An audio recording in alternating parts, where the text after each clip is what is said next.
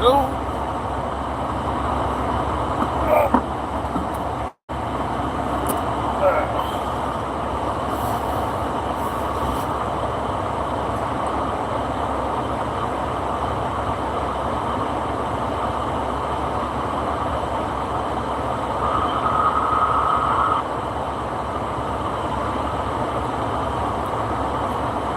Through this with most heartfelt gratitude to Almighty God Allah for blessing our brother, Uncle Moti.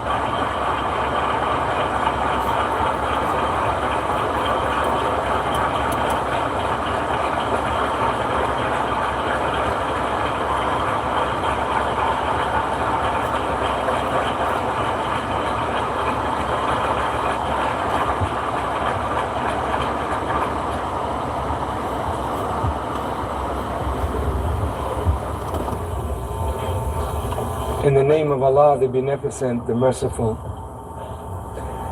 one God, to whom all praise is due, the Creator of all things, Revealer of all truth, Sender of all prophets. To Him alone do I submit and seek refuge. I thank Him for sending Moses and the Torah, or what is called. Hold on.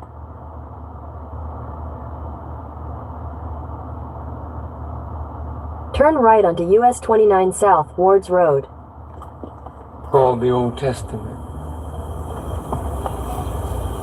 I thank Him for sending Jesus and the Gospel.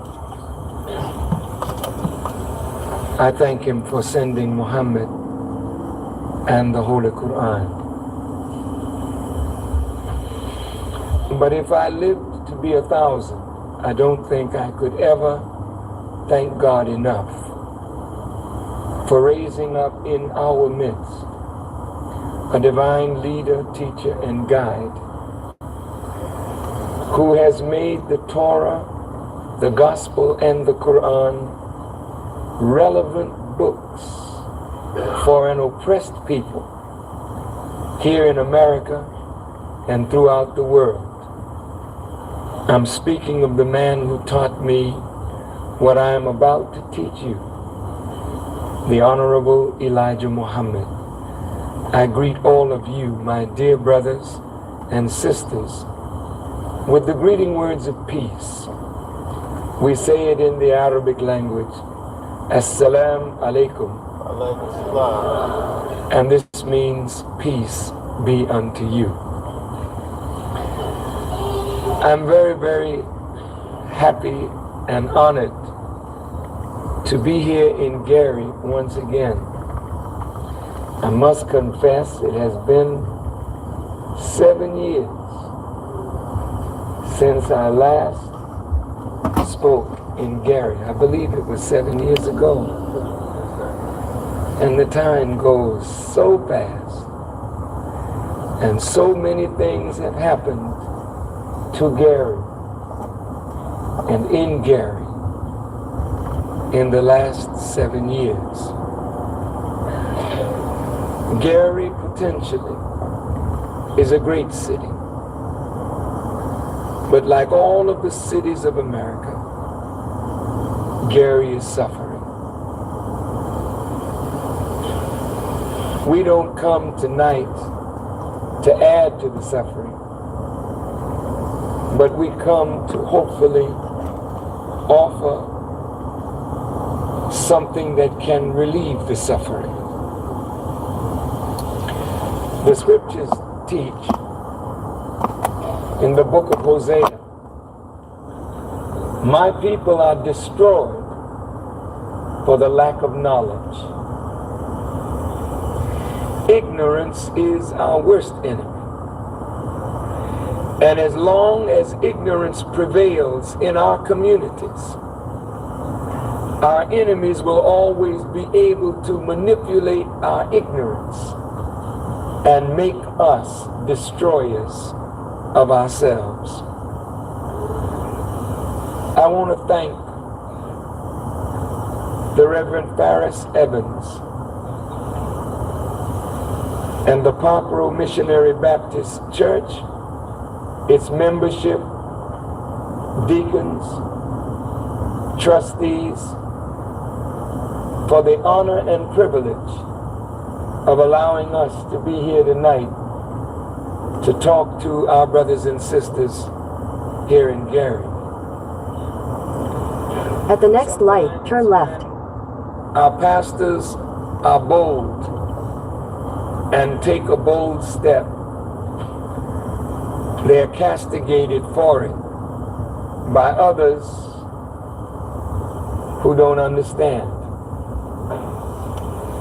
But for those who would castigate Reverend Faris Evans,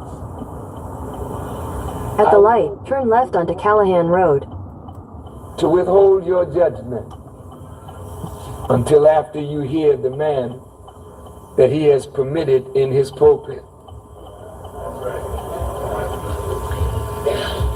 And I'm sure that if you're intelligent enough to not judge before the facts, but after the fact, then you will thank Reverend Faris Evans over and over again for allowing this sacred house to be the host of a sacred message.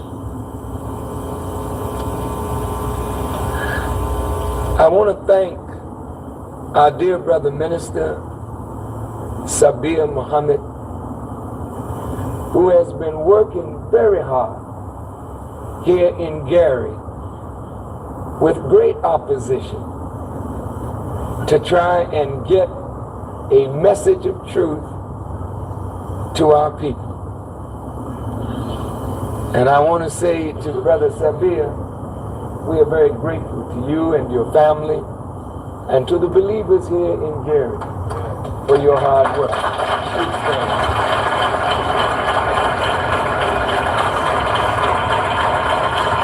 I want you to look at this brother and get to know him. For after tonight, you're going to say, boy, I really thank that brother for bringing our brother here to Gary. He's the one that invited me, and it is on his invitation and the strength of his commitment that I came. Let's give him another round of applause.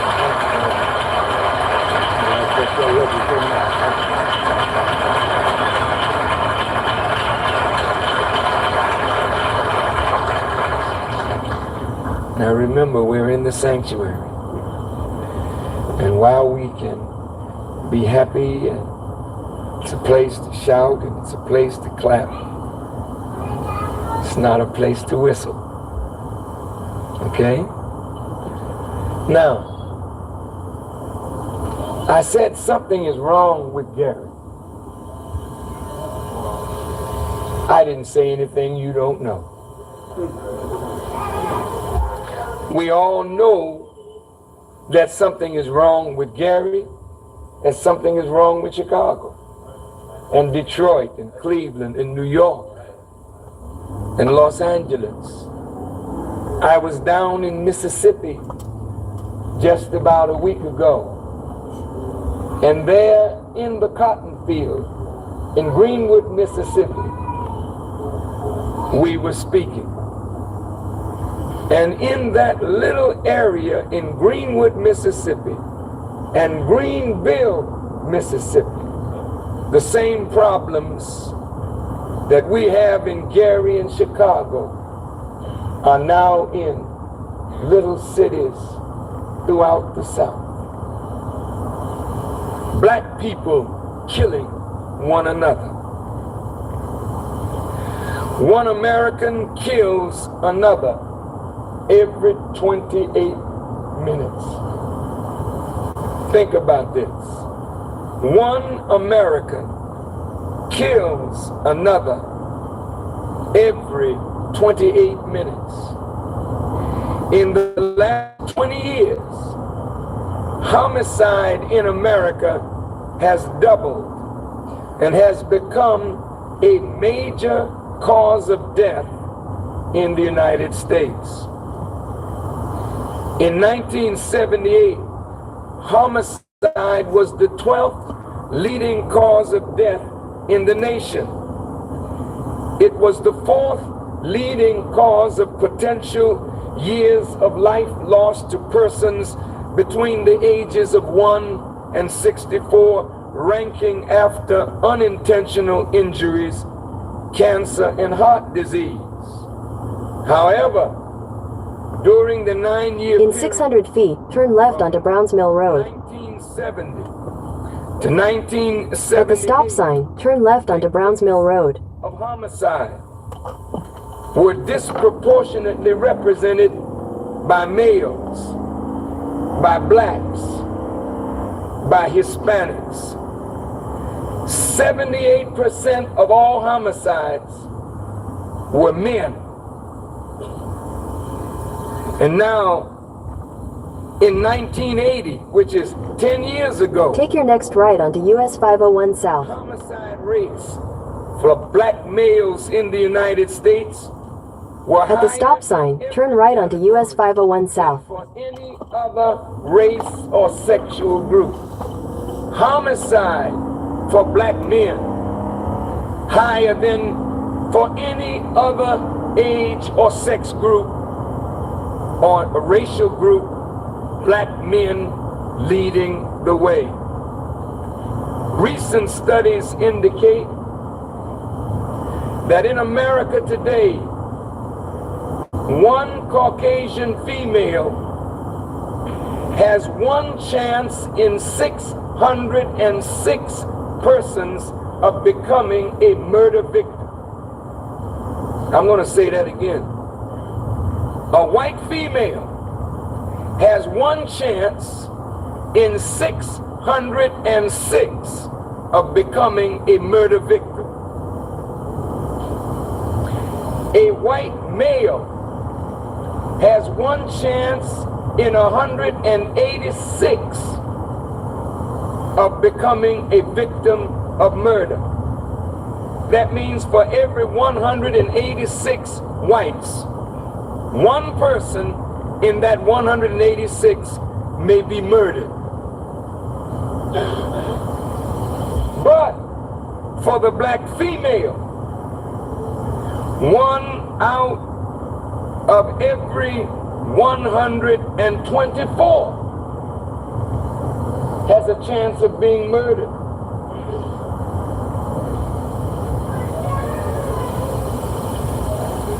But the black male has one chance in 29. My God. The black male, count off 29 men in here, and 1 in 29 may not live to die a natural death, but will be murdered. And 95% of all the murders of black men are caused by black men. Now, pastors, political leaders, this is a tragedy that no one is talking about. We are not screaming about what we are doing to one another, but we will put up picket signs and march when a white policeman kills a black man. But when we kill one another, there's no outcry. And every weekend, we are sending young black men to the graves. And over 60% of the crimes that we commit of homicide against each other are drug-related crimes.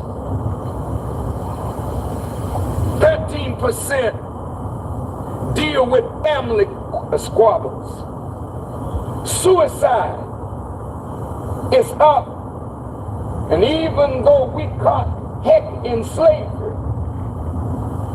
We didn't commit as much suicide under the slave master than we are committing in the cities and ghettos of America. What is happening to black people? What is happening to the black man? That we have now become the #1 rapers, robbers, shooters, beaters, and murderers of ourselves. With churches on every corner, people with signs out saying Jesus saves, and yet our people are dying right under our feet, under our noses, and we don't have the power to stop it.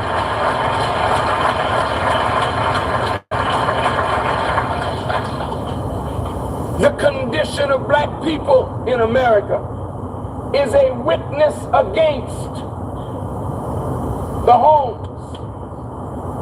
It is a witness against the schools. It is a witness against the churches.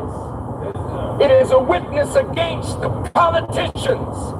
It says that we all have failed. Because if we have what we think we have of knowledge of the power of God in Scripture, why can't we make a better people? If you can tell a tree by the fruit it bears, we ought to be able to judge an educational system by what it produces. And if we are the product of the American educational system, and over 40 million Americans are considered functionally illiterate. 40 million. And many of those 40 million are us. Over 1 million young people drop out of high school every year. And 25% of those who graduate cannot read above the 8th grade level. Ill prepared to do anything in terms of development of self or community. As we look at Gary, a city that was allowed to die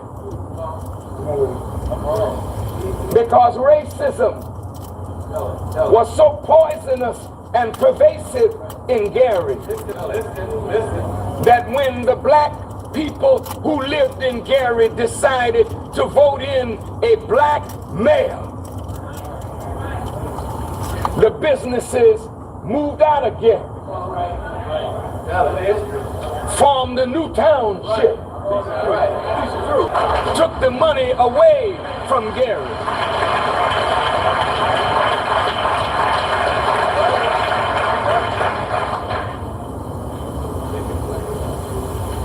Set up Maryville and other communities, and then the tax base began to erode, and Gary could not deliver the services to the people that it once did because there was no more tax base like it was. The federal government began to cut back aid to the cities. Industry began to close down. And so you got a community full of people that want to work but don't have any jobs. No black man can feel like a man without money in his pocket to take care of his wife and his children.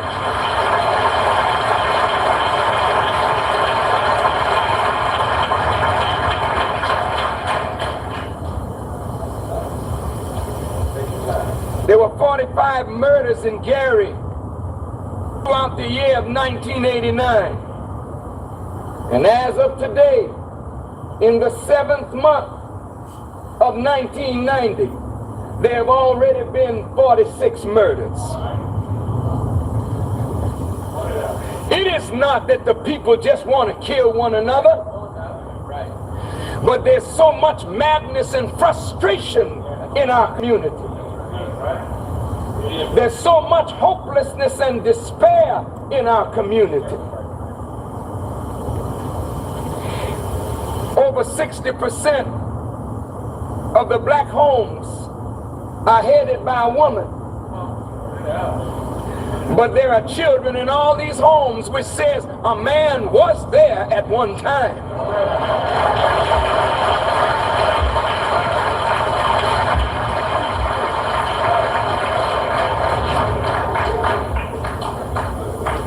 And it has been proved that as jobs decrease, men leave their homes.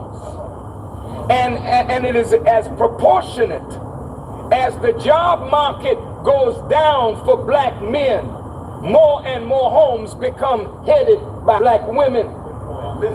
Men leave their homes and allow their women to go on welfare.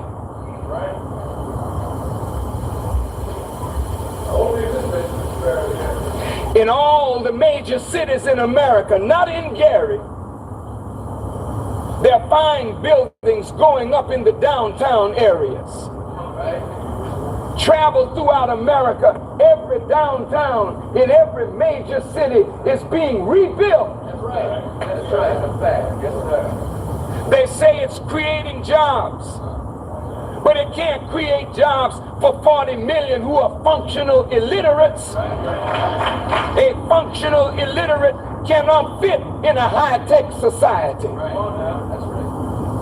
Jobs are moving out of the cities into the suburbs, and out of the suburbs, out of this nation into foreign nations where cheap labor can be used. So the poor man who just wants a job to be able to feed his family, don't mind working hard, can't find those kind of jobs today because those jobs are no longer available in the cities of America. Who is at fault?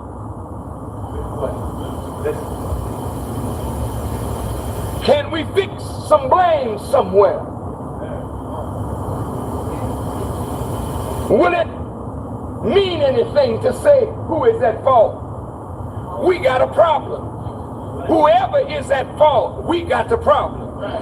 And whoever is at fault, if we have the problem, then we have to develop the strategies and the solutions to solve our own problems.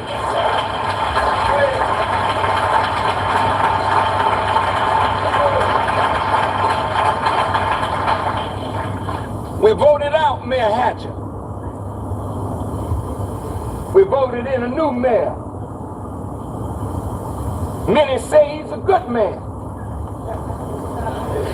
Well, you voted for him.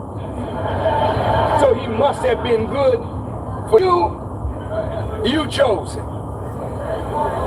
Now, the poor man wanted to develop a tax base so that he could give to the city the services that you weren't getting, that were diminishing, which was not Brother Hatcher's fault.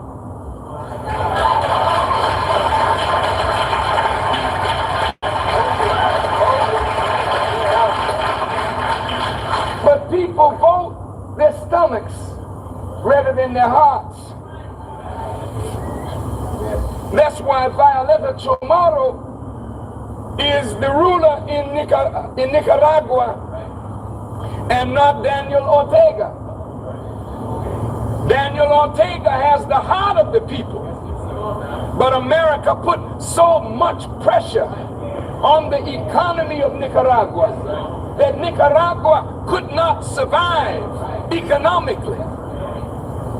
Daniel Ortega wanted to get better relationship with America. So America said to Ortega, let's have free and fair elections. And if you do that, we will consider warming up the relationship.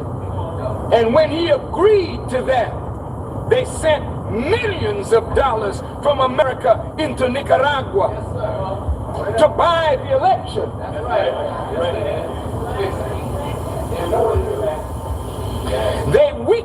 economy, but the people don't know where the real enemy is.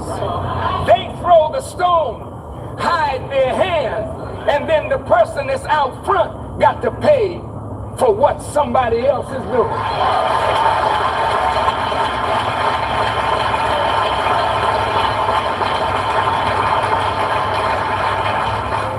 Now, Mr. Bonds wanted to set up gambling. I think the Bible is against it, and the Quran is against it.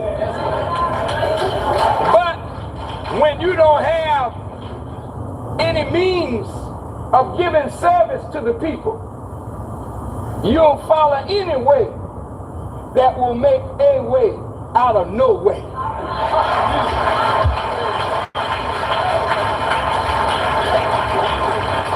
So the mayor hitched his car to gambling, and when it fell through, his heart is broken. Because if there's no money, he can't deliver on the promises that he made. You got a beautiful airport facility out here that should be developed.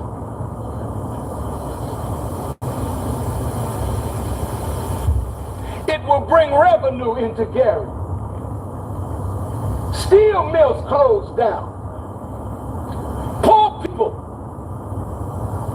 that look to the steel mills for their economic salvation. Now, no steel mill in Gary. Steel mill closing down in East Chicago. Jobs leaving the city. And what's left? Young black men looking at their fathers.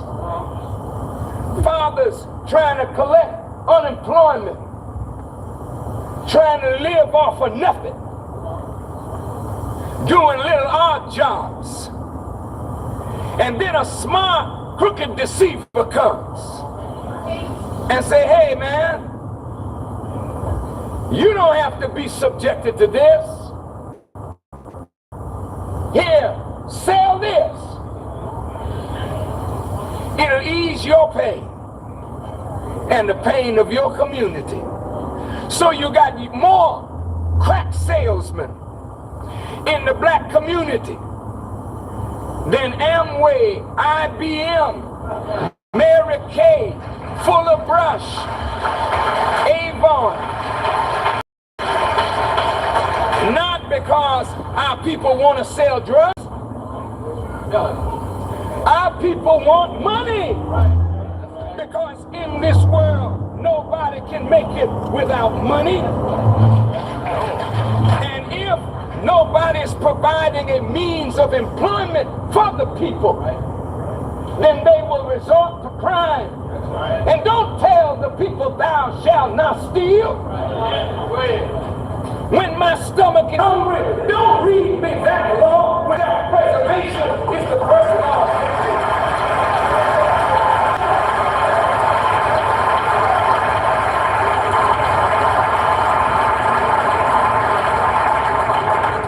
When a man is hungry, he will steal.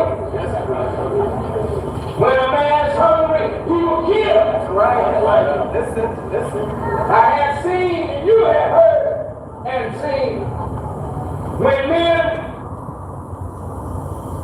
have been in an airplane that crashed in a remote place, some of them have watched each other, waiting for one to die so they could have something to eat.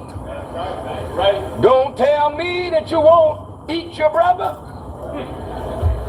If you At the next light, turn right. Necessity calls for you to do it. Then what will you do when you see your mother with no food? Your baby brother and sister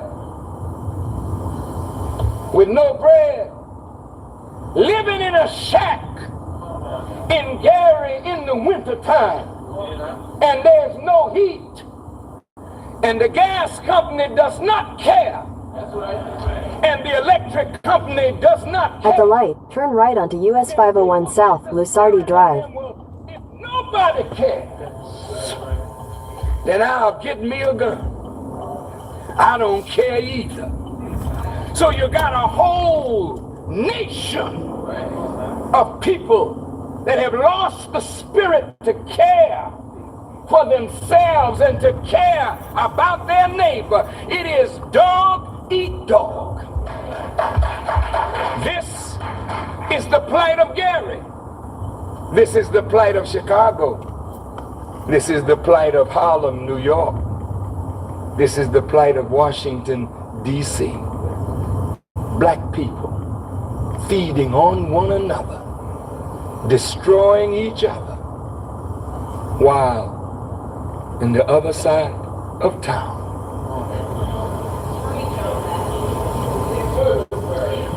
white folks living well.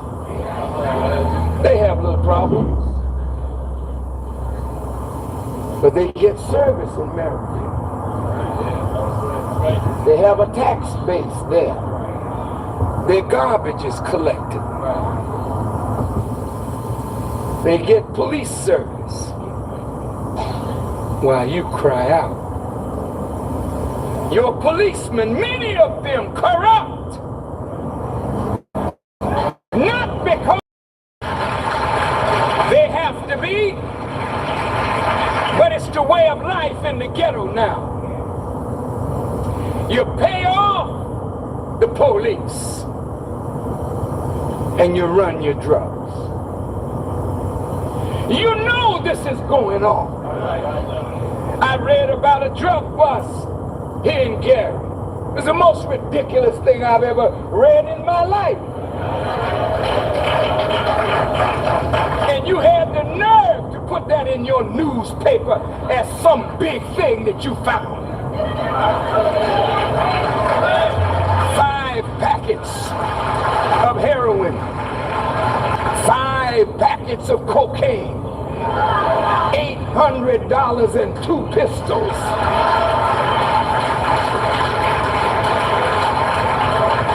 What happened to the drugs that you seized?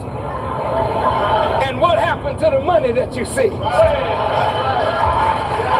The drugs go right back into circulation, and the money goes into somebody else's pocket. Because drugs is so pervasive today. It buys senators and congressmen. It buys mayors and governors. It buys commissioners and policemen. Drugs is the biggest business in the world today.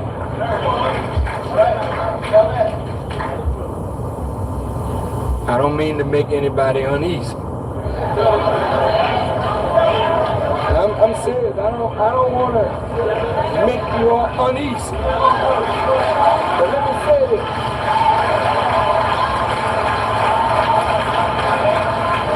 Brother Farrakhan, don't invite me no place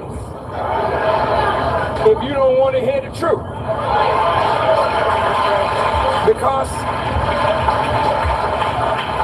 I don't know nothing to do but to tell the truth.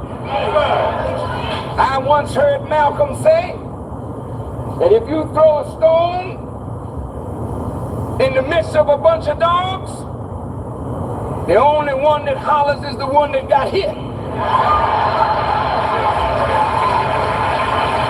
So if you're innocent, you ain't got nothing to worry about. But if you're guilty, I'm here to tell you, straighten yourself out. Because a whole community is dying because of corruption.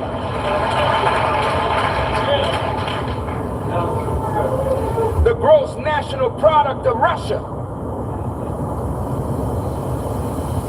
was second only to America, $1.8 trillion. But the drug market internationally is $1.6 trillion. Which means that drugs has become a superpower. The drug merchants buy superior weapons.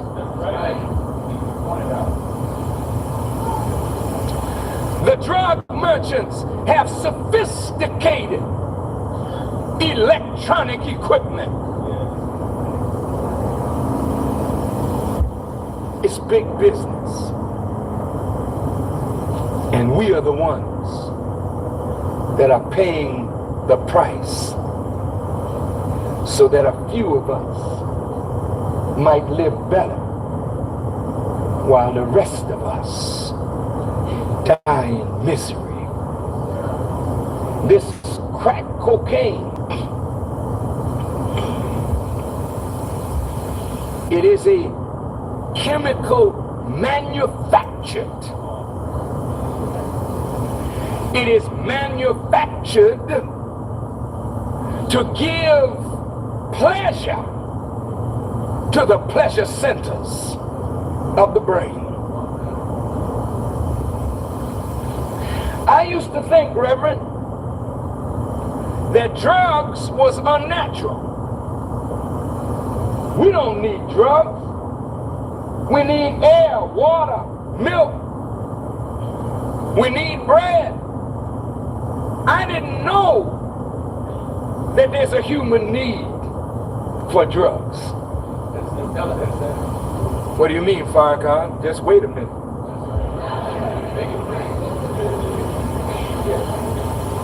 There's not just a human want for drugs. There's a human need for drugs. This that God gave us, the brain, it is a drug factory.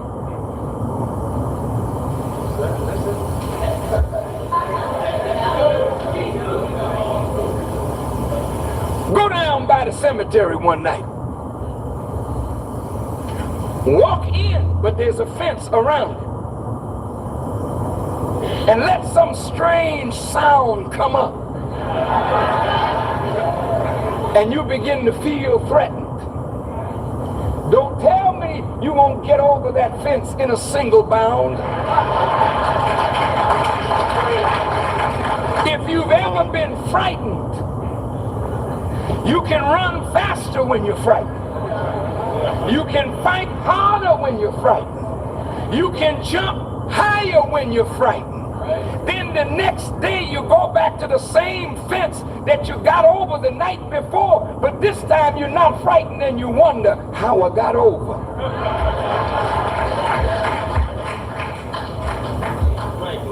What made you get over? It was that the brain produced the chemicals that gave you that superhuman strength at that moment to do what needed to be done. It is the brain that produces a chemistry that makes you go to sleep. It is the brain that tells you it's time to wake on up. When you're under undue stress and you're receiving pain, it is the brain that produces something like morphine that eases your pain. When you suffer ordinary trauma or shock, like the death of a loved one, and you need comfort, the brain produces what you need. And that's why you survive the loss of mama, the loss of your husband, the loss of your wife, the untimely death of your child. When the trauma hits you, you don't think you can make it one more day, but the brain, that which God created, gives you what you need to go through the trying times. But you know what? That's normal stress. But when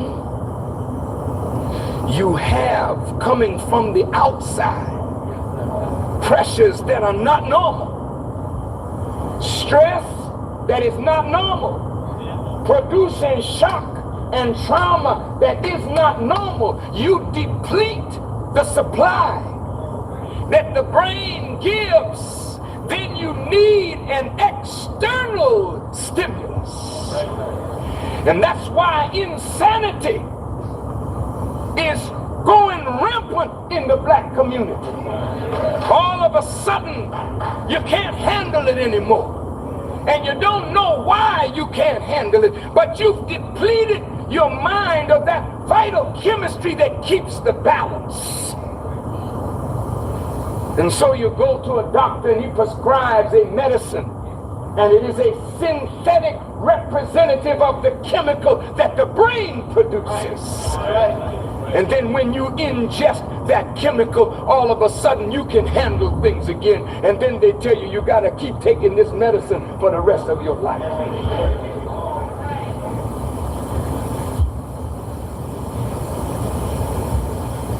But when you start demanding something from the outside, and the doctor prescribes, here, take this Valium, it'll calm you right down. I met a doctor one day, and this is no lie, I won't call his name. That doctor is a master of drugs. You hear me? I was on the road, brothers and sisters, and I was teaching every night in a different city. And I came back to Chicago and I went to see this doctor. And when I got in his room, I was beat up.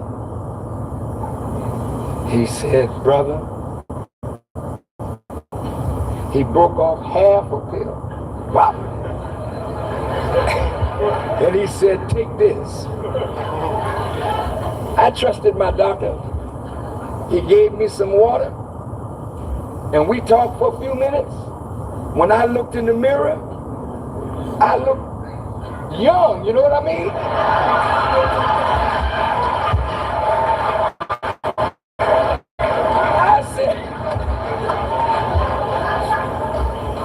I said, that's some pill. Make an old man look young. I'm not lying to you. When I looked in the mirror, I knew I looked 15 years younger than when I came in that man's office. He said, Brother Farrakhan, if you're going on the trip, take this with you. I ain't lying. I had a bag. If they had arrested me, I don't know what was that stuff. But that man said, you tired, take this one. But after you finish, you want to go to sleep, you take this one. So I was fired up for that month. What they were is uppers and downers. But I didn't need that stuff. When I got out to California, I was at Stamford, Connecticut. And I realized this thing here was making me an addict. I don't need this kind of stuff. I threw the bag away. When you trust your doctor, the doctor is the person that you say knows. What he was doing was giving me pills that are synthetic representatives of what the body naturally produces if the body is healthy and not used up. What am I saying? I'm saying that there's a need now in America for drugs, because America, more so than any country on earth, is the drug-consuming capital of the world.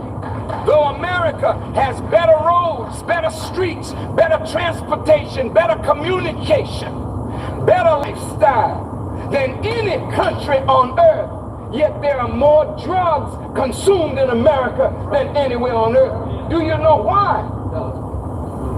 In the Quran, it reads, surely the shock of the hour is a grievous thing. The day you see it, every woman giving suck will forget her suckling, and every pregnant one will lay down her burden. And you will see men as drunken, but they will not be drunk. Surely the chastisement of Allah will be severe. What are you saying, Farrakhan? America is under divine chastisement. And the chastisement on America is so great that you are calling for what your body can't produce. Since you lack the faith that would stimulate the brain to produce whatever you need, when your faith is gone, then you can't produce from your body what you need in the name of God to go through what God is bringing about. Look at this now. So when the shock of the hour comes and loss is coming, loss of power, loss of prestige, loss of jobs, loss of your mind, loss of friends, loss of the ambitions that you dreamed about as a young man, you're disappointed because everything you wanted to see has failed in front of your eyes. Then the package store says, here, take some Courvoisier. Here's some J&B. Here's a reefer. Here's some Coke. And everybody right now is drugged up. You get on an airplane, you have to pray.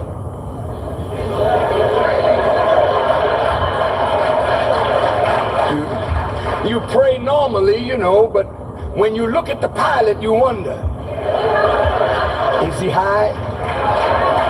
Will I make it to my destination? They say, take the bus and leave the driving to us. But we have to look at the bus, and the one who wants us to leave the driving to him, we wonder, has he been high? We start off on a journey and end up in a ravine.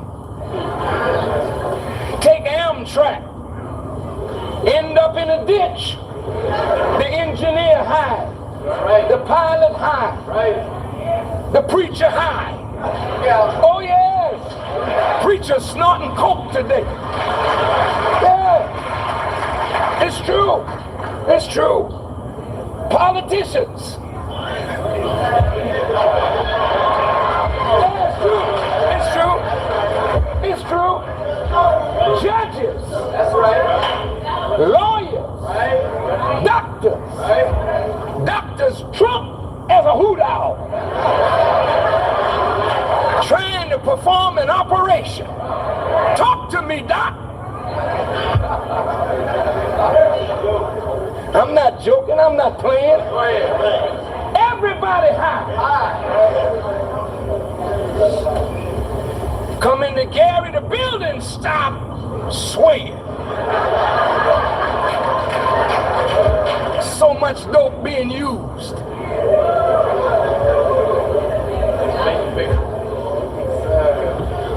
Can you imagine them jumping on Mayor Barry? Right. And some of us joined them. Isn't it a shame? Sure it is. I was giving an interview to the Washington Times, and they said to me, Minister Farrakhan, we hear you've been married for 37 years to the same woman, and you have a good reputation, and we want to ask you, as a family man, as a man that has stayed with one woman for 37 years, do you think that a person who is a substance abuser and a womanizer should hold public office? I said, who are you talking about? John Kennedy?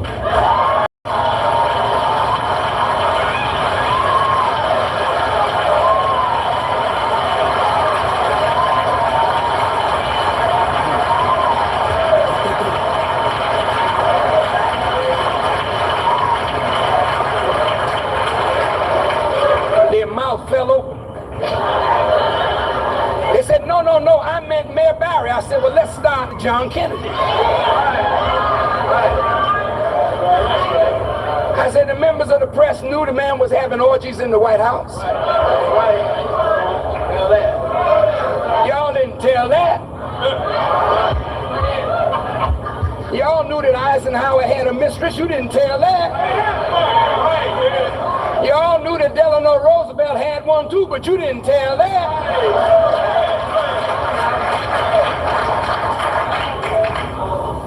Y'all knew that the presidents, many of them didn't like J. Edgar Hoover, but they never could get rid of him. Because Hoover is a vacuum cleaner. He picked up all the dirt. Hoover, the goods on all the presidents, all the president's men, the leading members of Congress and cabinet, and that's why J. Edgar Hoover was there to serve under more than 6 presidents.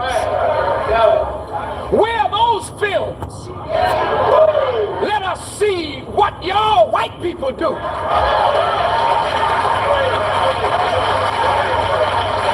Since you want to show us what Mayor Barry was doing, let us see what you've been doing.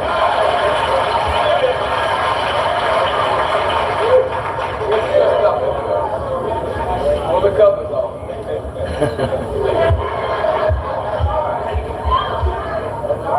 And of course,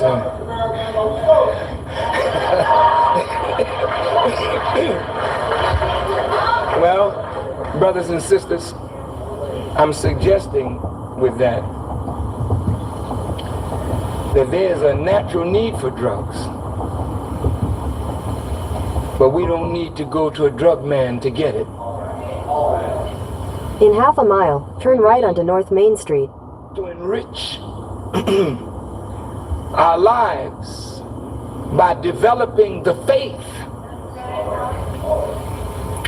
that only God can give. And when we develop faith, faith is the substance of things hoped for, the evidence of things unseen. Faith is substance. At the stop sign, turn right onto North Main Street. The essence of things. You can't produce a thing if you don't have faith. Faith is the substance of the thing that you hope for, but the evidence is not yet in reality. Listen to me good now. People poor, ragged, hungry, naked, and out of doors. You're not poor of money. You're poor in faith. That's what I'm coming to. Listen to me now. Please. Please. What do you mean, Farrakhan? I'm poor in faith. I goes to church every week. And I reads my Bible. Don't tell me nothing about I'm poor in faith. Show me a man with faith. And I'll show you a man with works that bear witness to his faith. If you don't have no works, you can read the Bible all day, read the Quran all day. These books are instructional. These books are wisdom that feed the essence of God within the human being. Don't say you have a Bible and won't read it. Don't say you have a Quran and won't read it. A jackass can have books on his back, but when it gets up the mountain and it's not going to be an intelligent scholar, it's still going to be a jackass because the jackass can't read. Do you understand? I'm not being vulgar. I'm not being vulgar. Jackass is a name for a donkey. I could have said donkey, but jackass was a much more picturesque word. But you all understand what I'm talking about. So having a Bible in your house ain't gonna make you wise. I got it. Where you you got it up on the shelf in the attic. Got dust on it. That's not going to help. Where's your Quran? I got it in the house. I put it on the top shelf because we're supposed to respect wisdom. We put it up high and never reach for it. Faith, the substance of things hoped for. Let me give you an example of what I mean. Do you know babies have more faith than we grown up? Prove it, Farrakhan. Sure. When that baby is born, the baby cries. That's the baby's first prayer. When the baby cries, it expects to be heard. Was it? Was the baby heard? Evidently. We're here. Somebody changed us. Somebody fed us. Somebody clothed us. Somebody heard our cry. The cry of a baby is its first prayer. It is calling out. Please, I just came out of a bag of water. It was warm in there. This is a strange environment. I'm afraid.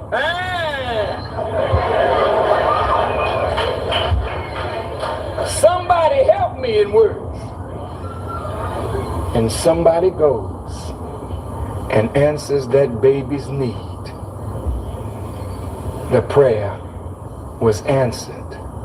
Faith is the substance of things hoped for, the evidence of things unseen. Now you put that baby on your breast. Nobody has to teach the baby how to pull on the breast. The baby seems to understand you got to work your faith.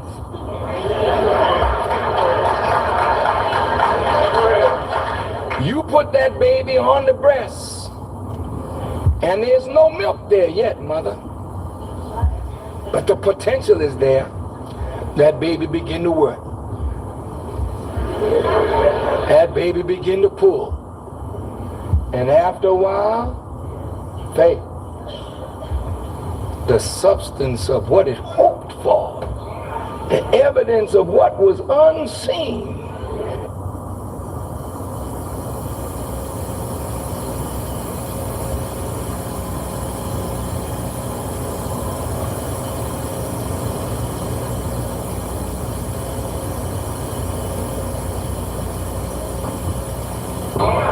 evidence of what was unseen. And now a drop of liquid comes into the baby's mouth. And faith was rewarded by work with substance. Huh? Now, you did that as an infant without knowledge. Instinctively you did that. Now you're a grown man and a grown woman in God's universe,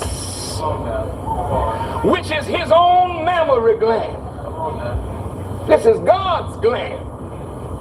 But you're in his universe, full of whatever you need to make life livable. It's all above you, beneath you, and around you.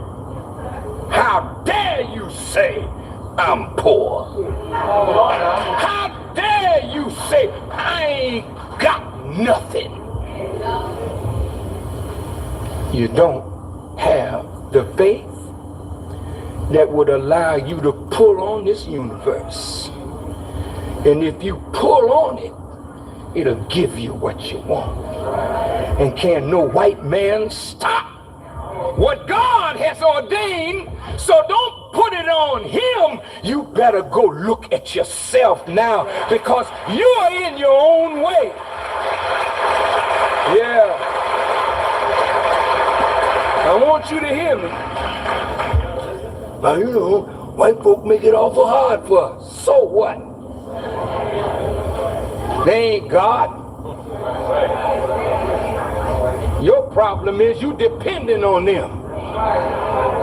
And when they fail you, you don't know what to do. Because they've been masquerading as a God beside God. And you went for the okie doke. You thought they were God. Now you're angry with them because you know they're not God. They never were God. Go ahead. He put a little contraption up and you marvel. Oh, look, it's a Sputnik. Look at it. Isn't he marvelous? He's wonderful, isn't he? Look at that jet plane. Negroes can't do that. I know the white man will give me a job. He's doing everything else for everybody, and I know he's gonna give me a job. Then when he says, I'm sorry, I've given it to Sandy McClellan, my white sister. You said, why, you racist, you. I'm taking you to the anti-discrimination court. That's what I'm going to do. In fact, I'm going to organize a picket line. For what? Because a white man is looking out for himself? No. What is the matter with you that you won't get up and look out for your own self?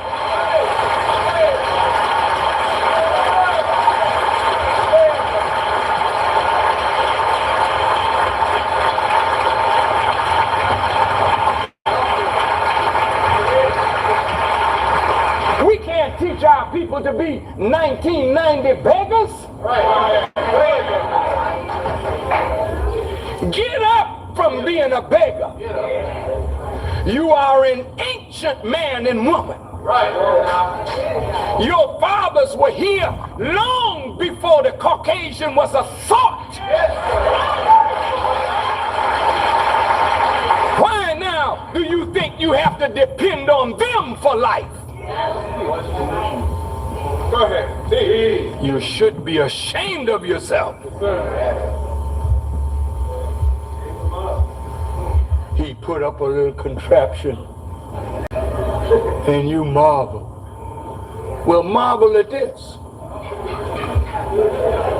You came up out of one and it produced you. Think about that. And before long, it claimed you back to itself.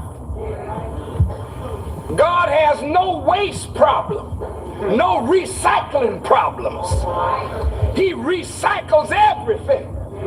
You marveling at a Caucasian who got garbage running up and down the Atlantic seaboard because he can't find no place to dump garbage. While God, the master economist,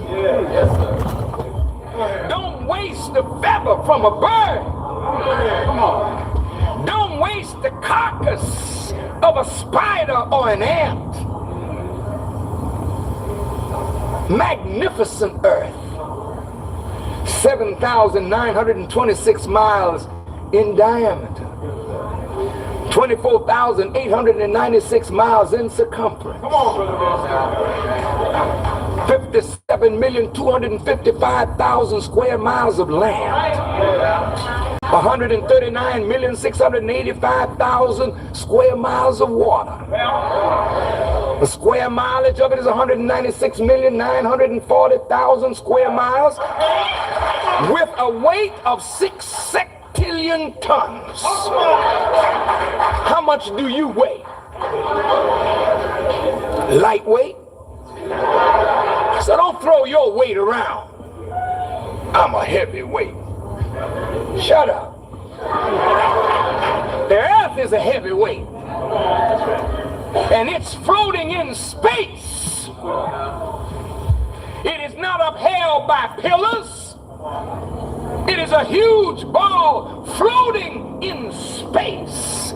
moving at the speed of 1,037 1/3 miles per hour, and you haven't felt a bump. You've been here 1 hour, have gone through space nearly 2,000 miles, and you sitting there and didn't even know you were moving. The ride was so smooth. And you're going to compare 747 to the earth?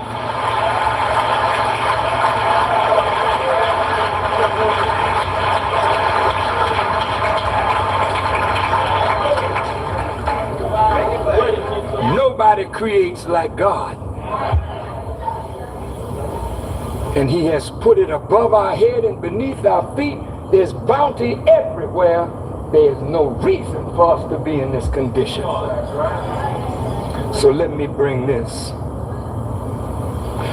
to a close.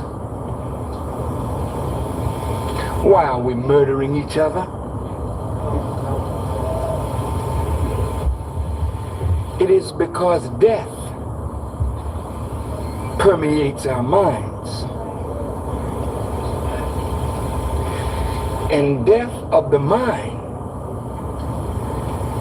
is the death of faith. The mind of us is no longer where it should be as it should be.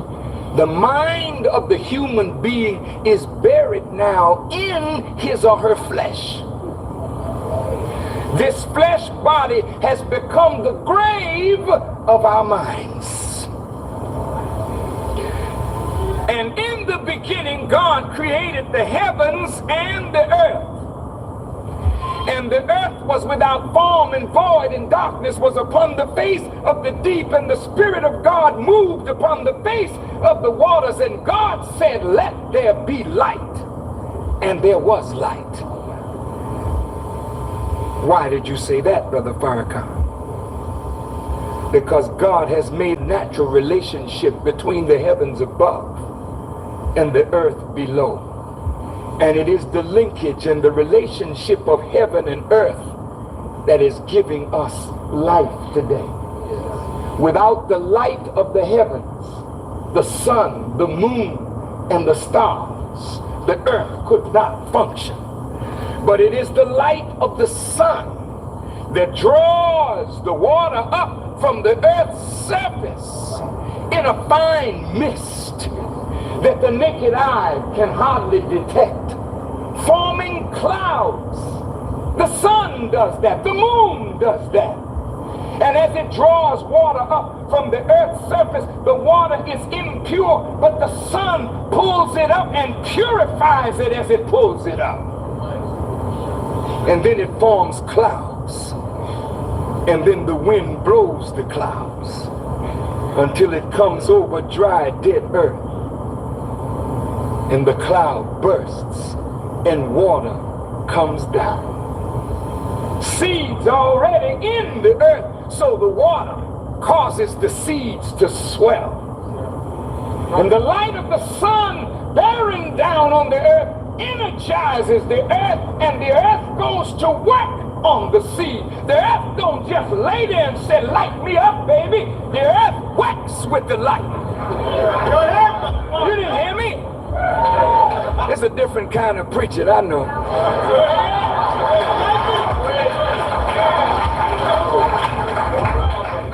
And when the earth is energized by the light of the sun, and the earth works with the seed swells and bursts and sends a root down, and then sends a shoot up as a witness of the life-giving energy of the sun and the relationship of heaven to earth. So it is with you and me. God created you, brother, with heaven and earth. And these gotta work together for the common good of the whole. But if there's no light in the heaven above, then the earth is without form and void, and darkness is upon the face of the deep. Listen to me, brothers.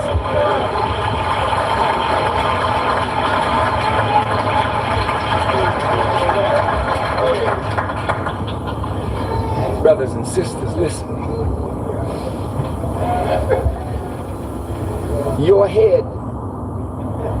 heaven of your body. This head must be lit like the heavens above. That's where the lights are. Sun, moon, and star.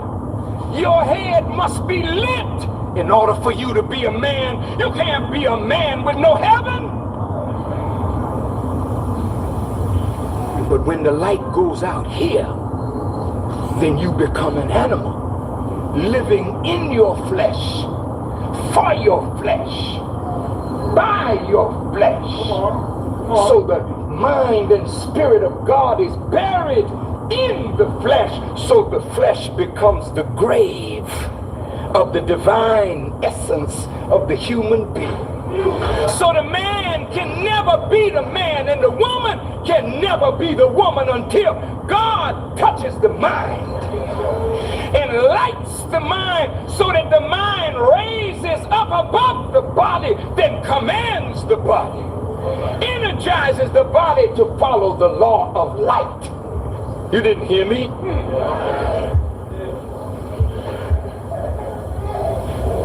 Baby, I didn't mean to wake you up.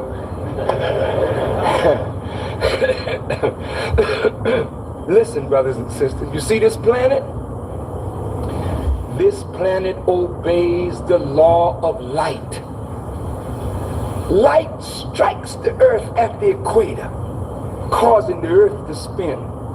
It's obeying the light. It's following the light. And as it spins, it's moving, rotating on its axis, revolving, going around the sun. Isn't that beautiful? In perfect harmony with what? The light. If the light of the sun went out, the motion of the earth would stop. It would begin going astray from its orbit, colliding with other planets. That's the end of everything when the light goes out. Go ahead. The people walked in darkness. Gross darkness, the people. But the people that walked in darkness have seen a great light. Upon them hath the light shined.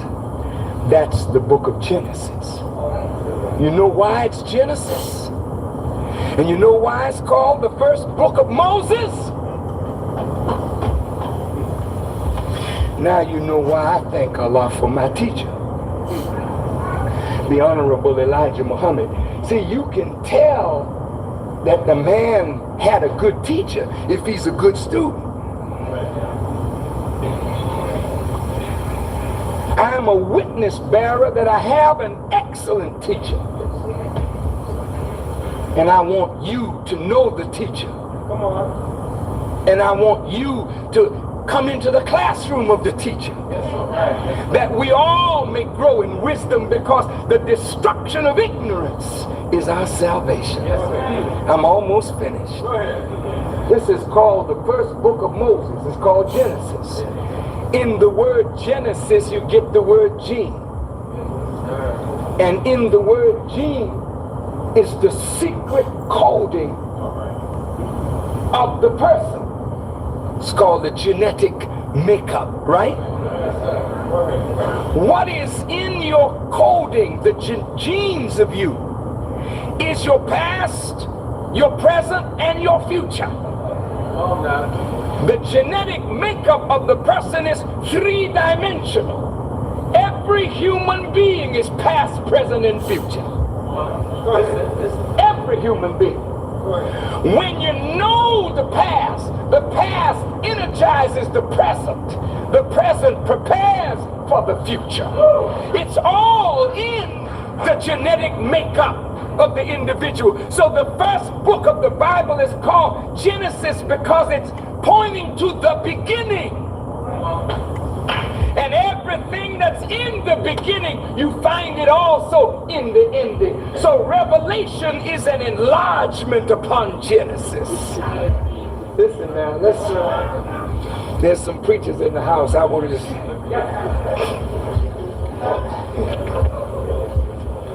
Everybody all right? Yes, sir. Let's go a little deeper than we can go home. Gary, I ain't been here in 7 years. Lord, I feel so ashamed. And I'm just across the world. I got to come back here again right away.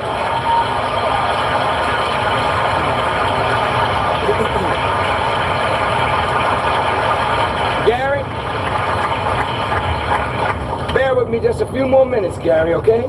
Yes, sir. Y'all all right? Yes, sir. Okay, let's look at this Genesis to show you how Scripture is beautiful. It's not hard, it's not difficult, it's not just for scholars, it's for all of us. But when it's opened up to us, you know, the Scripture says that in that day he would make it so plain that a fool would find it hard to err or make a mistake. And you know it's got to be made plain for us, because I think we're the foolish people that the Scripture is talking about. But anyway,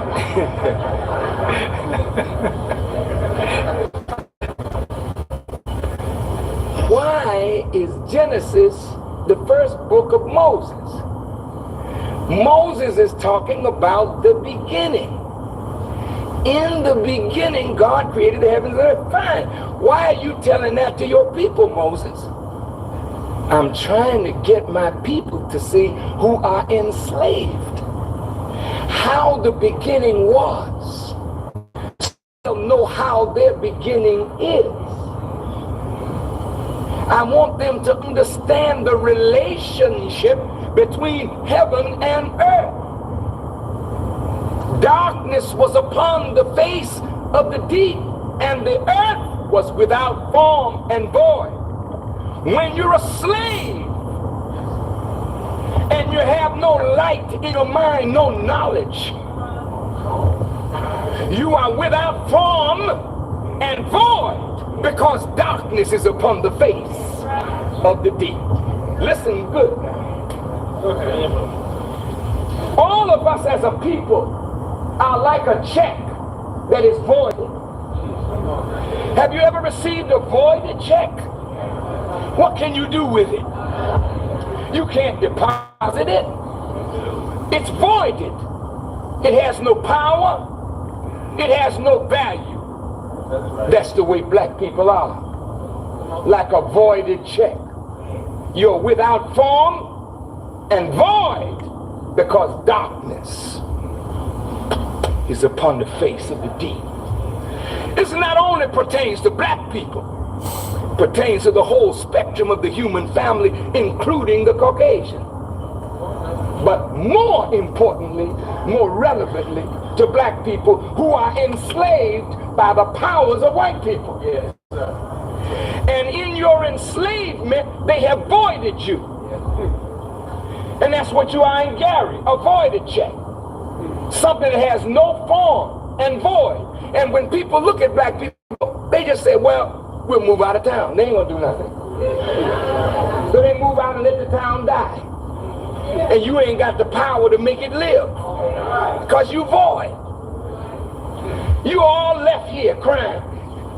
They moved everything out to Maryville. They left empty stores right down on Main Street, Broadway.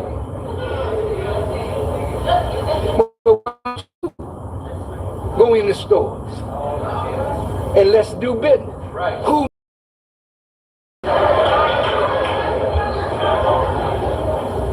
I can't do business. Why not? Well, I'm void. Void of what? Void of knowledge, void of wisdom, void of understanding. You're a canceled check. Nobody pays you any attention, like they don't pay attention to a check that's voided. They don't pay no attention to your cry in Gary, or the black people in Gary are crying. Well, let them cry. The black people in Chicago are crying. Hey, I didn't hear nothing. And that's the way you are until God produces a heaven to work with the earth. And the Spirit of God moved upon the face of the waters. Oh, isn't that beautiful?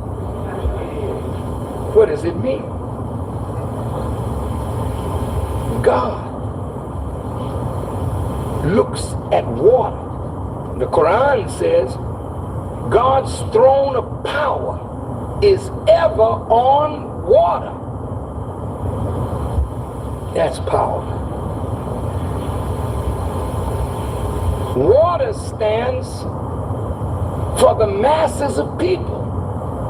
When God's Spirit begins to move on the face of the waters, meaning God begins to energize the people by His Spirit, then God said, let there be light, and there was light. He brings light right up out of darkness. He's creating a heaven for you. He just wants you to relate to the heaven so that you won't be without form and void. Isn't that something? Now let's see how that fits. God is saying through Moses, look, the reason you were enslaved is because you didn't have a leader. And the reason you didn't have a leader is because God had not anointed one for you. God had not appointed one for you. Well, we have our elders. Well, if they were the leaders, you wouldn't have been without form and void.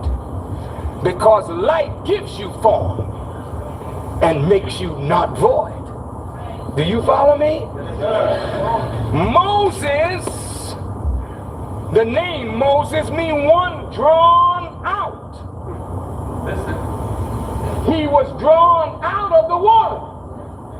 Come on. Yes, sir. That's right. Is that right? That's right. Likewise, Jesus is one raised from the dead. And Jesus, after he's raised from the dead, he ascends into heaven. Check this out. If he ascends into heaven and he said to you, I am the light of the world, then he becomes the sunlight of your life. They say in him we move, we live, and we have our being. What do you mean? He's like the sunlight to me, because without the light from Jesus, I can't move. I can't come into existence and have my being. I'll never know who I am until the light of Jesus touches me. Listen now. Well, I thought you was a Muslim. That's just a name. It means one who submits to do the will of God. I'm speaking the language that Christians are familiar with. See, Jesus says in the Quran, I am the light of the world. In the Bible. In the Quran, Muhammad is called a light-giving son. Muhammad was to the Arabs as Jesus was to the Jews. Muhammad was raised up from the Arabs and became a light for the Arabs. And when the Arabs took the light of Muhammad, they were formless. And then they formed from tribes into a nation and became a nation of light. Huh? Yes, sir. So as a Christian, we were without form and void. And God raised a man from among us and filled him with knowledge. And once that knowledge began to strike us and we began to respond to that knowledge, our lives began to change. And that's the sign that you're no longer dead. The heavens and the earth are working together. So I'd like to close this by saying to you that black people will never come up out of this condition on our own. God is going to have to help us come up out of this. When God intervenes in our affairs, you know how you're going to know it? Because just like the sun raises a cloud and purifies it, and the wind blows it over a dry, dead earth, and water descends and vegetation begins to grow. When God intervenes in our life, he's going to raise people right from your midst. People that are just like you. But when God raises them, he begins to purify them as he raises them up. They're dirty when he calls them. But he calls them and they start coming to him. His light begins to purify them. And as he purifies them, he begins to fill them with his life-giving wisdom. And then when they break it over the people respond. And change comes about in the life of the people because they're responding to light. And as light vanishes darkness, knowledge vanishes ignorance. So you and I need somebody like that. The scripture says, how can they know except they have a teacher? And how can they have a teacher except he be sent? And I respectfully say, white folks will not send you a teacher to teach you to bring you out from under their power. It has to be God sending you one. And when God sends you one, he'll be a man like Moses. And he will tell you in the beginning, God created the heavens and the earth. Why are you telling me that, modern Moses? Because you don't have a beginning until the heaven is lit and you are responding to the light that has come to your mind. You that are masons, shriners, some of you are.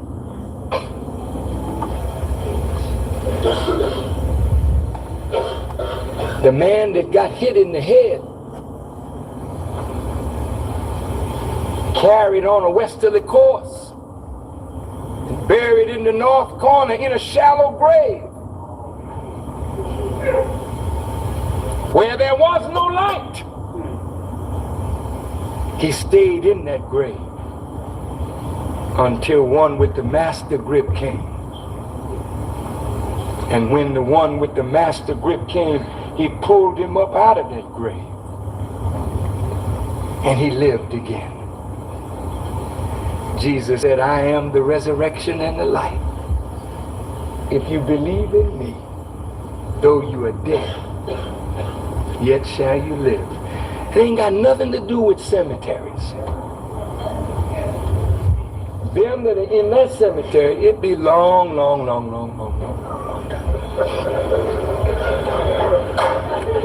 Now you keep going out there looking at them. They ain't not gonna get up from that, brother and sister.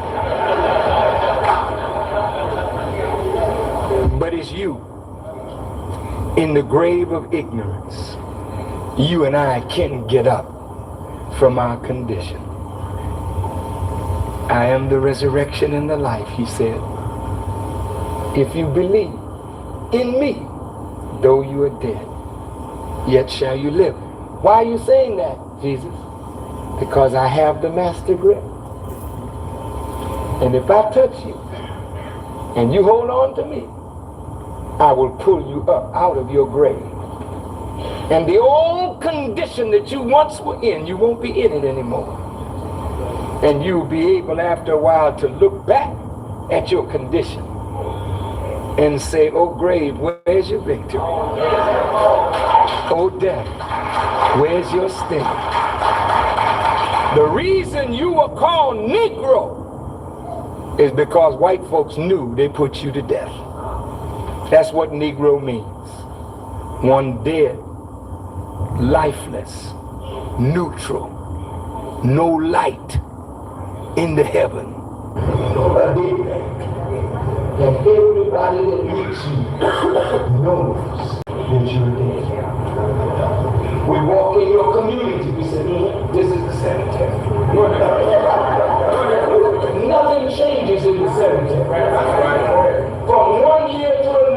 you are holding up the corner. 10 years later, you still there. That's a graveyard out there, brother and sister. Go ahead. And you are the dead in the cemetery. I know you're Cadillac driving, Mercedes-Benz driving, alligator shoe wearing, Gucci bag wearing, diamond ring wearing, but you're dead. From the neck up. Messed up.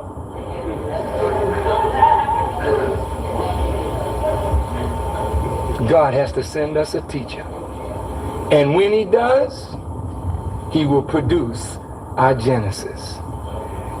I think that's why they call that center down there the Genesis Center. Because they knew that Gary needed a rebirth. They knew that Gary needed a new heaven and a new earth, that the former things may pass away. Now, beloved, you that are here tonight, you have a responsibility. When you are raised in knowledge, you have to raise somebody else. When you are raised in knowledge, you have to act according to the knowledge that you have received. Now, I want to leave you with this thought. I see a house full of young women in here tonight.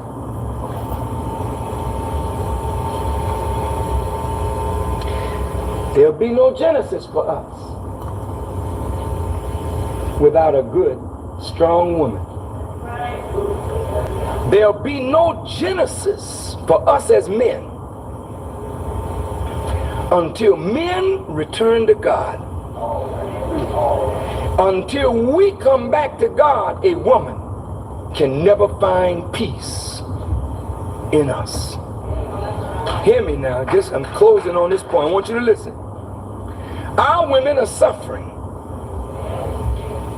because there are no men. Not that we men don't have the potential to be everything that our women need and want.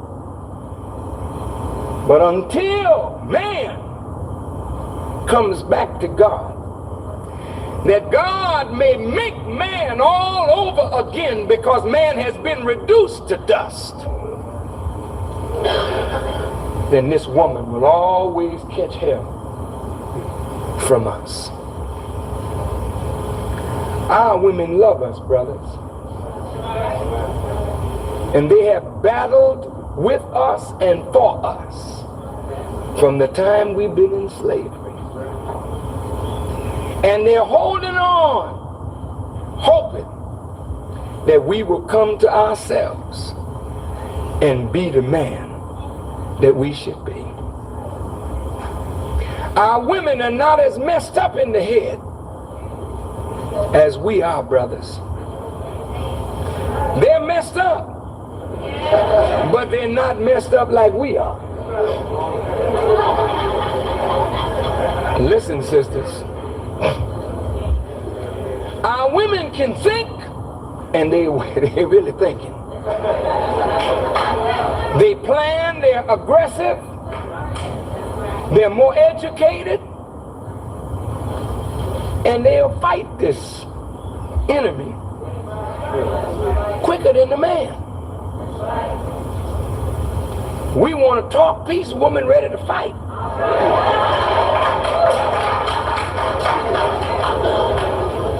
She's something else. But she's alone, and she's lonely. It's one thing, sister, to be alone, but it's terrible to be lonely. But every woman in this house should know that you may be alone, but you should never be lonely, because nobody was there with you in the womb when you were forming but God. Not your mother, not your father. Your mother found out after the fact. Lord, I'm pregnant.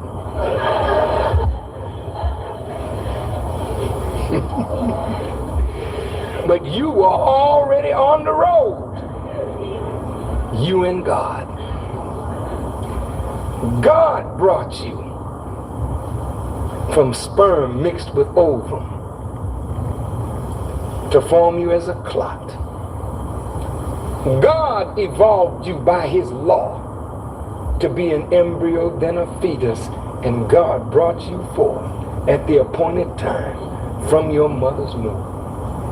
There's not one person in here that can make it as long as you don't think that God is not present. But as long as God is present, no matter how alone we are never alone. No need for suicide. No need to feel sorry for yourself. Just a need to get up and prove that God is. Sisters,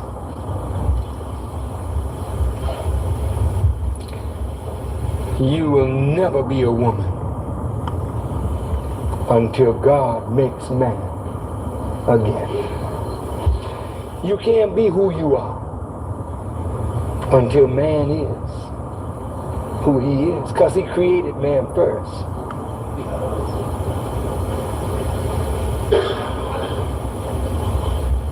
And brothers, pastors, politicians, teachers, we got to make a man. Every one of these men in here, they're powerful. I'm talking about the one of you that think you are nothing. Probably in here is the most powerful. You got it all within yourself, black man. You just need to come back to God, that he can make a man all over again. How did he make him in the first place? He made him from the dust of the ground. What did he do after he made him? Formed him. He breathed into him, and he became what? A living soul. How did he breathe into him? Did he just say,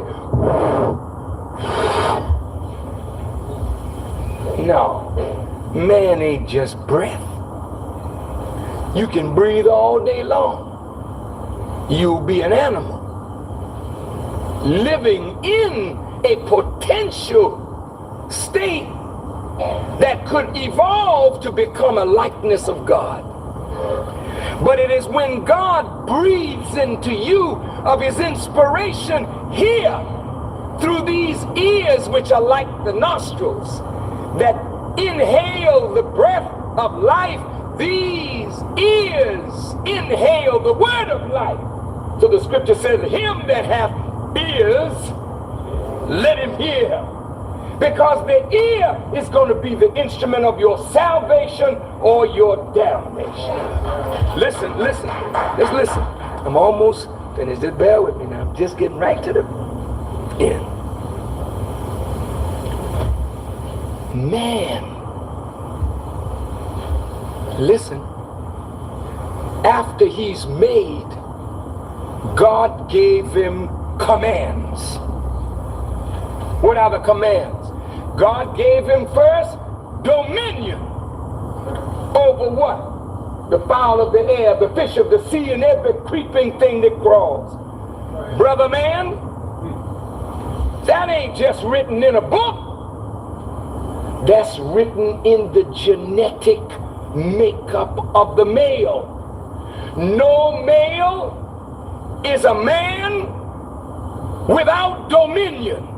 Dominion is the capacity to rule. You can't be a man and can't rule nothing. If you're not ruling something, you are not being what God made you to be. Therefore, there's more stress on you because you're other than yourself. Listen, a man got got to be in a position of power. That's the nature of a man. He must have the power to rule. Now look, brothers, that's what women love. Women don't want no powerless man.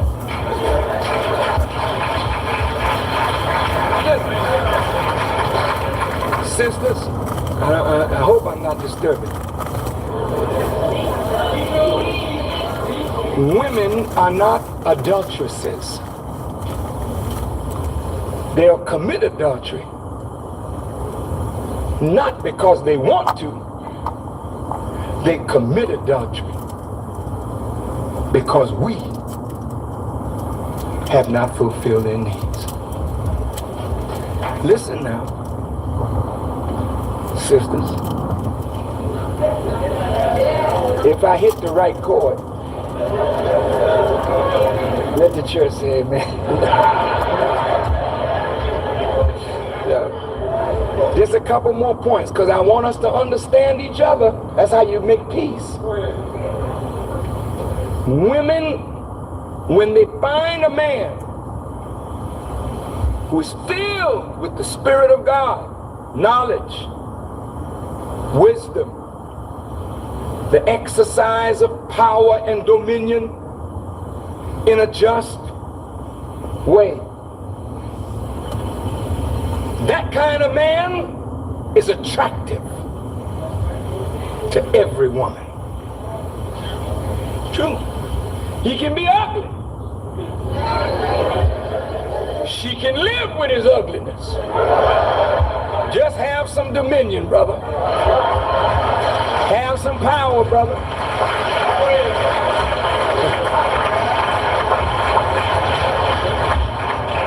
Have some money, brother.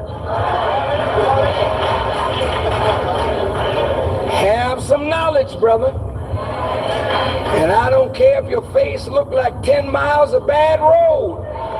I'll travel down that bumpy road because I know it leads to heaven. Long as I got a man like that.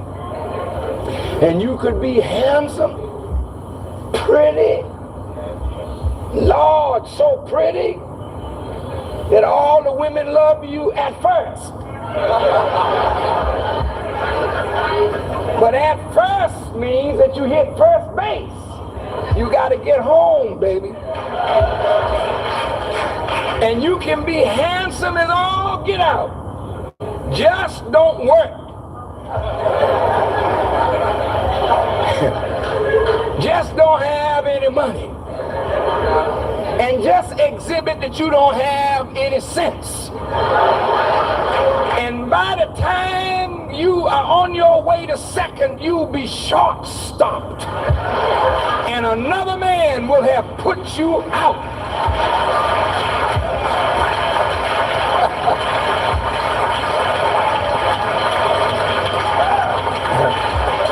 It's true.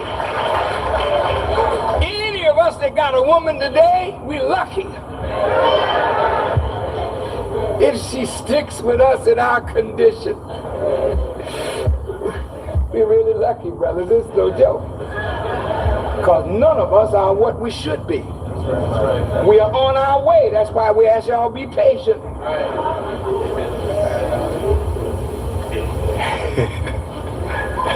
Don't short stop us yet. Be patient. Now, dear brothers, every man needs comfort, consoling, quiet of mind to build up strength to go on and do God's work. God has ordered man, multiply, replenish the earth, and subdue it. That ain't written in the Bible. That order is written in your genetic makeup. And if we're not doing it, brother, we're under tremendous pressure. What is the pressure? Multiply. Well, I'm glad you said that, God. I've been wanting to multiply. No, no. That's your problem. You have taken it in its base meaning. Certainly it means have children, but that's not the real multiplication. What is the real multiplication? Here's a man, multiplier, woman, multiplicand. Here's the child, product. That's multiplication. But now, here's the man. All he needs, put him in the world. Now he's got heaven above him, earth beneath him, truth all around him. Here's the man, multiplier, times, universe, multiplicand. Now you produce your product. Every man by nature has to be a producer or he's not a man. And look here, brother. Anytime we let white people produce jobs for us and we don't produce them for ourselves, he's the man in our house. Anytime, listen to me good. Anytime he got to do it all and we don't sit down and map out strategy and produce our needs, then he who's the producer is the man. And that's why we nickname white people the man. The man. And I went to work for the man. Well, who are you? Here's who you are. Hey, baby. Come on over to my crib. Crib? What's that? Well, that's baby's play. Hair of mama. This nigga driving us out. Out of the hair of the man. So here you are in your ghetto, which is your crib, with all the little playthings that you need. Here's a bottle of scotch. Go ahead. Here's your coke. I'm gonna strip your woman down, play with her. Give them your hi-fi and your music and rap on, baby. With your crib mentality. And after you get finished playing, white folk will have built a whole world. Get up out that crib, man. And stop crying like a baby. And let's come back to God and let him make a man out of us. And let us do that which will capture the heart of our women again. And let it be a genesis for us all. May God bless you. May God keep you. I thank you so much for the privilege of being here in Gary. And I hope that God will bless me to be able to come back to Gary again, because there's too much good in Gary. Too many good people in Gary. Too many powerful minds in Gary for Gary to continue to go down rather than go up. May Allah bless you as I greet you in peace. Assalamu alaikum.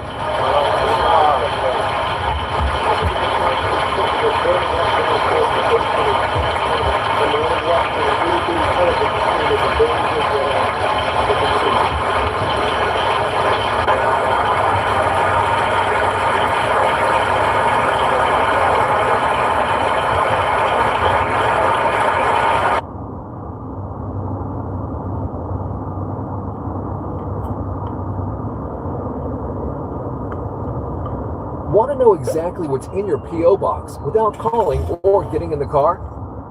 No.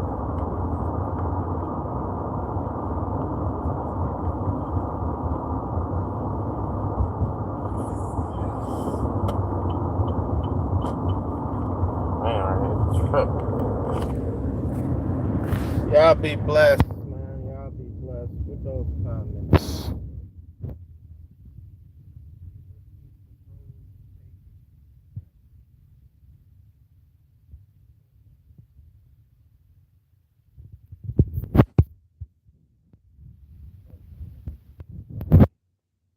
I'll catch y'all.